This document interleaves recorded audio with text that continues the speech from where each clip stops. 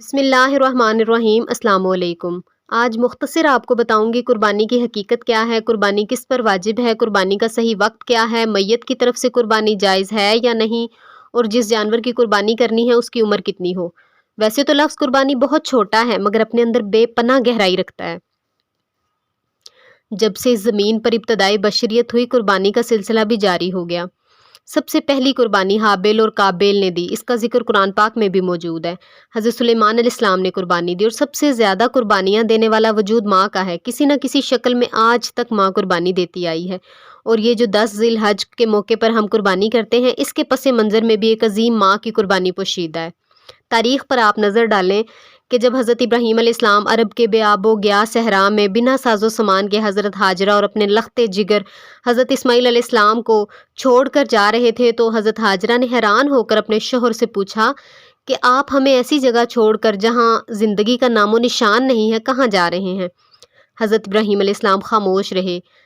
سمجھدار خاتون تھیں، اپنے شوہر کو خاموش دیکھ کر سمجھ گئیں کہ انبیاء کا کوئی بھی کام حکم خداوندی کے خلاف نہیں ہوتا۔ پوچھا کیا یہ حکم الہی ہے؟ حضرت ابراہیم علیہ السلام نے فرمایا ہاں۔ یہ سن کر حضرت ہاجرہ علیہ السلام نے پرعزم لہجے میں کہا پھر مجھے کامل یقین ہے میرا اللہ ہمیں ضائع نہیں فرمائے گا۔ اور پھر واقعی کائنات نے دیکھا کہ اللہ تعالیٰ نے اس بے آب و گیا صحرا میں زمزم کا چشمہ جاری فرما دیا، اور اس بے رونق سی جگہ کو دنیا کی سب سے پر رونق جگہ بنا دیا۔ بات یہاں ختم نہیں ہوتی، اب اس مقدس ماں کا امتحان باقی تھا۔ جب حضرت ہاجرہ علیہ السلام کا معصوم اسماعیل علیہ السلام 13 برس کی عمر کو پہنچا، تو حضرت ابراہیم علیہ السلام نے خواب میں دیکھا کہ بیٹے کو ذبح کر رہے ہیں۔ قرآن نے اس لازوال واقعے کو یوں بیان کیا ہے، چنانچہ ہم نے اس کو ایک بردبار بیٹے کی خوشخبری دی۔ پھر جب وہ ابراہیم علیہ السلام کے ساتھ دوڑ دھوپ کی عمر کو پہنچ گیا، تو ابراہیم علیہ السلام نے کہا اے میرے بیٹے، میں خواب میں دیکھتا ہوں کہ تمہیں ذبح کر رہا ہوں، اب سوچ کر بتاؤ تمہاری کیا رائے ہے؟ حضرت اسماعیل علیہ السلام نے کہا ابا جان آپ وہی کیجئے جس کا آپ کو حکم دیا جا رہا ہے، انشاءاللہ آپ مجھے صبر کرنے والوں میں پائیں گے۔ یہ جواب سن کر باپ نے بیٹے کو سینے سے لگا لیا اور حکم خداوندی کو پورا کرنے چل دیے۔ ادھر شیطان ایک عورت کے روپ میں حضرت ہاجرہ علیہ السلام کے پاس آیا اور کہنے لگا تیرا شوہر تیرے بیٹے کو ذبح کرنے جا رہا ہے۔ حضرت ہاجرہ علیہ السلام نے کہا یہ کیسے ممکن ہے ایک شفیق باپ اپنے بیٹے کو ذبح کرے؟ شیطان کے منہ سے بے ساختہ نکلا وہ یہ سب اللہ کے حکم سے کر رہا ہے، تو ایک اسماعیل کیا 100 اسماعیل بھی ہوں تو اللہ کے حکم پر قربان ہے۔ یہ حضرت ہاجرہ علیہ السلام نے جواب دیا۔ اس جواب سے رحمت خداوندی جوش میں آ گئی۔ جنت سے مینڈھا لایا گیا جسے حضرت اسماعیل علیہ السلام کی جگہ ذبح کیا گیا۔ اللہ تعالیٰ کو اپنے جلیل القدر بندوں کی یہ ادائیں اس قدر پسند آئیں کہ انہیں قیامت تک کے لیے جاری و ساری کر دیا۔ صفا و مروہ کی سعی کرنا یہ سنت ہاجرہ ہے، اور یہ جو ہم 10 ذی الحج کو قربانی کرتے ہیں یہ سنت ابراہیمی ہے۔ شیطان کو کنکریاں مارنا یہ سنت ابراہیمی ہے، یعنی اللہ تعالیٰ نے پھر انہیں قیامت تک کے لیے جاری و ساری کر دیا۔ اب آتے ہیں اپنے پوائنٹس کی طرف کہ قربانی کی کیا حقیقت ہے۔ سنن ابو داؤد میں ہے، عبداللہ بن عمر بن عاص کہتے ہیں نبی اکرم صلی اللہ علیہ وآلہ وسلم نے فرمایا 10 ذی الحج کو مجھے عید منانے کا حکم دیا۔ مشکات شریف کی حدیث ہے۔ حضرت زید بن ارقم بیان کرتے ہیں صحابہ نے عرض کیا یا رسول اللہ صلی اللہ علیہ وآلہ وسلم یہ قربانی کیا ہے؟ آپ صلی اللہ علیہ وآلہ وسلم نے ارشاد فرمایا یہ تمہارے والد ابراہیم کی سنت ہے۔ صحابہ نے عرض کیا ہمارے لیے اس میں کیا اجر ہے؟ آپ صلی اللہ علیہ وآلہ وسلم نے فرمایا قربانی کے جانور کے ہر بال کے بدلے ایک نیکی ہے۔ صحابہ نے عرض کیا اگر اون والا جانور ہو جس کے بہت بال ہوتے ہیں؟ آپ صلی اللہ علیہ وآلہ وسلم نے ارشاد فرمایا اس کے بھی ہر بال کے بدلے نیکی ہے۔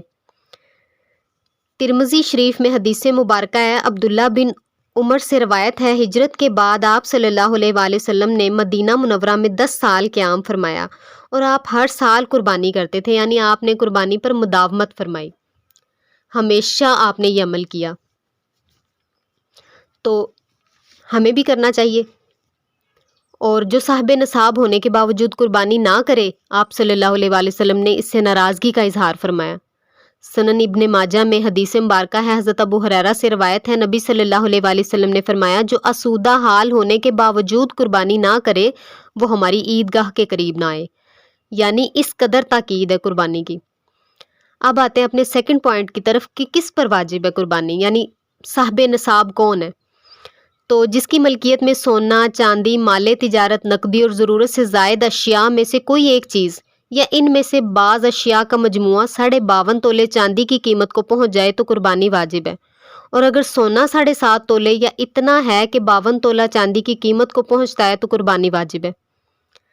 اب آتے ہیں اپنے تیسرے پوائنٹ کی طرف کہ قربانی کا صحیح وقت کیا ہے۔ صحیح مسلم، صحیح بخاری اور سنن ابو داؤد میں حدیث مبارکہ ہے، برا بن عازب کہتے ہیں رسول اللہ صلی اللہ علیہ وآلہ وسلم نے 10 ذی الحج کو ہمیں خطبہ دیا اور فرمایا جس نے ہماری نماز کی طرح نماز پڑھی اور قربانی کی طرح قربانی کی تو اس نے قربانی کی، اور جس نے نماز عید سے پہلے قربانی کر لی تو وہ گوشت کی بکری ہوگی، یعنی اسے قربانی کا ثواب نہیں ملے گا، صرف ایک وہ گوشت اسے حاصل ہوگا جو وہ کھا سکتا ہے، اپنے گھر والوں کے لیے اس نے ایک گوشت بنایا جسے وہ کھا سکتا ہے، یعنی اسے قربانی کا اجر و ثواب نہیں ملے گا۔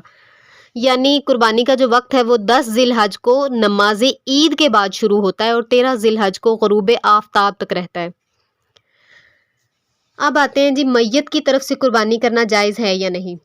تو میت کی طرف سے قربانی کرنا جائز ہے۔ اس کی ایک صورت یہ ہے کہ قربانی اگر آپ اپنے کسی مرحوم کی طرف سے قربانی کرنا چاہتے ہیں تو پھر آپ کے ذمے جو قربانی ہے وہ ساقط نہیں ہوگی، آپ کو ایک اپنے مرحوم کی طرف سے قربانی کرنا ہوگی اور ایک اپنی طرف سے کرنا ہوگی۔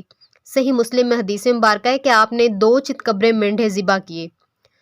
حضرت عائشہ سے روایت ہے رسول اللہ صلی اللہ علیہ وآلہ وسلم نے 2 چتکبرے مینڈھے ذبح کیے۔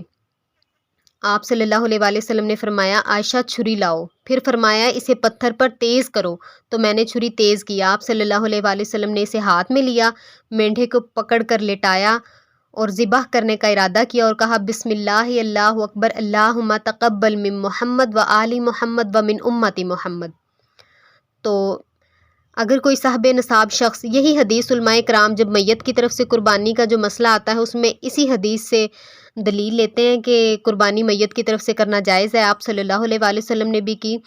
تو اگر کوئی صاحب نصاب شخص اپنے کسی مرحوم کی طرف سے قربانی کی نیت کرے تو اس کے ذمے جو قربانی ہے وہ ساقط نہیں ہوگی، بلکہ اسے پھر 2 قربانیاں کرنی ہوں گی، ایک اپنی طرف سے اور ایک پھر اپنے مرحوم کی طرف سے۔ البتہ اس کا ایک یہ حل ہو سکتا ہے کہ وہ ایک قربانی کرے اپنی طرف سے اور اس کا جو ایصال ثواب ہے وہ اپنے مرحوم کو پہنچا دے۔ اب آتے ہیں جی قربانی کے جانور کی عمر کتنی ہو، تو صحیح مسلم میں ہے کہ اونٹ کی عمر 5 سال ہو، گائے یا بیل ہو تو ان کی عمر جو ہے 2 سال ہو، بکرا، بکری، بھیڑ یا دمبا ان کی عمر جو ہے 1 سال ہو۔ تو آخر میں میری اللہ رب العزت سے یہی دعا ہے ہمیں صحیح معنوں میں سنت ابراہیمی کو پورا کرنے کی توفیق عطا فرمائے، آمین۔